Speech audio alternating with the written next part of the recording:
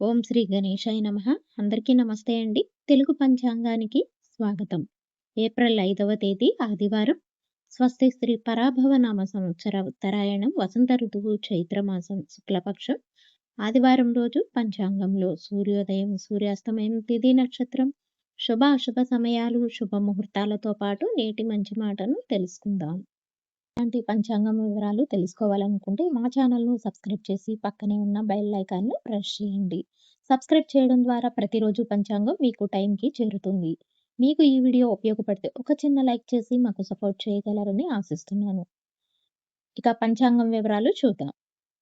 సూర్యోదయం ఉదయం 6:10 సూర్యాస్తమయం సాయంత్రం 6:30 చంద్రోదయం సాయంత్రం 8:30 చంద్రాస్తమయం ఏప్రిల్ 6వ తేదీ ఉదయం 7:35 ఈరోజు తిథి తదియ మధ్యాహ్నం 12 గంటల వరకు ఉంటుంది. తదుపరి చవితి ప్రారంభమవుతుంది. నక్షత్రం విశాఖ నక్షత్రం పూర్తిగా ఉంటుంది. యోగం వజ్రము మధ్యాహ్నం 2:43 వరకు ఉంటుంది. కరణం భద్ర మధ్యాహ్నం 12 గంటల వరకు ఉంటుంది. తదుపరి భవ రాత్రి 1:03 వరకు ఉంటుంది.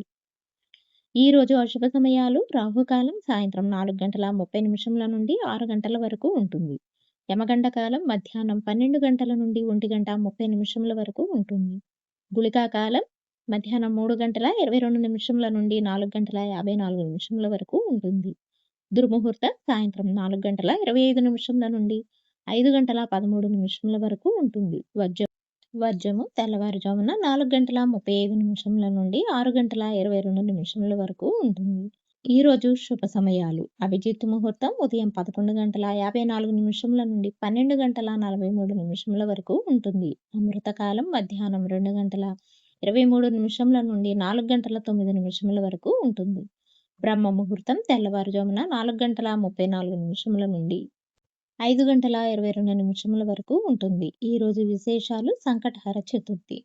శుభముహూర్తాలు ఈ రోజు వివాహానికి, నిశ్చయ తాంబూలాలకు, వాహన కొనుగోలుకు, శ్రీమంతానికి, పుట్టు వెంట్రుకలు తీయుటకు, బారసాలకు, వ్యాపార పనుల ప్రారంభానికి ఇలా అన్ని రకాల శుభకార్యాలకు ఈ రోజు చాలా అనుకూలంగా ఉందండి.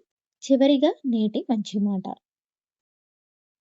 నిజాయితీగా జీవించడం కష్టం కావచ్చు, కానీ అది ఇచ్చే గౌరవం జీవితాంతం ఉంటుంది. డైలీ పంచాంగం కోసం మా ఛానల్‌ను సబ్స్క్రైబ్ చేయండి. వీడియో నచ్చితే లైక్ చేయండి. తిరిగి రేపటి పంచాంగంలో మళ్ళీ కలుద్దాం. అంతవరకు సెలవు. నమస్కారం.